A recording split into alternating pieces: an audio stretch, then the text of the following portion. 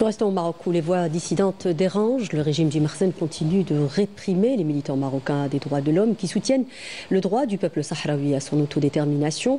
Ces militants font l'objet d'une campagne acharnée et une série d'arrestations. Amel Bouarma.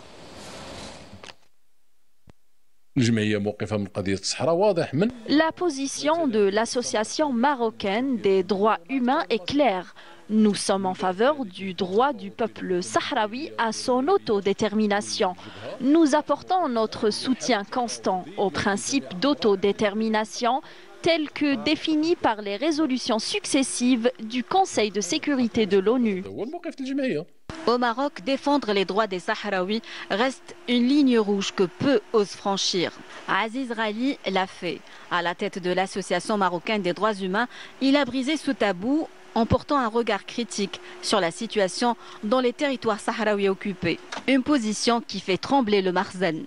Dans un communiqué rendu public, l'association est montée au créneau dénonçant les attaques virulentes qui ciblent Aziz Rali, qui n'a fait qu'exprimer la position de l'association à l'égard de la cause sahraoui, tout en refusant de subordonner les droits humains à des considérations politiques.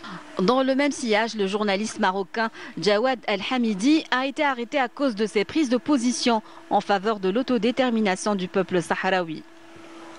Le cas de Jawad El-Hamidi est particulier. Il fait partie des rares journalistes marocains qui reconnaissent le droit du peuple sahraoui à l'autodétermination. Il a écrit des articles très dérangeants sur le régime du Makhzen. C'est la cause essentielle de son enlèvement.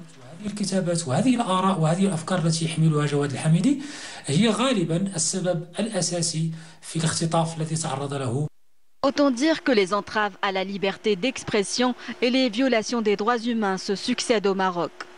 Après s'être enfoncé dans le bourbier de la normalisation avec l'entité sunniste, le régime du Makhzen s'acharne contre les militants des droits de l'homme, multipliant les pratiques répressives pour étouffer les voix libres qui s'opposent à sa politique expansionniste.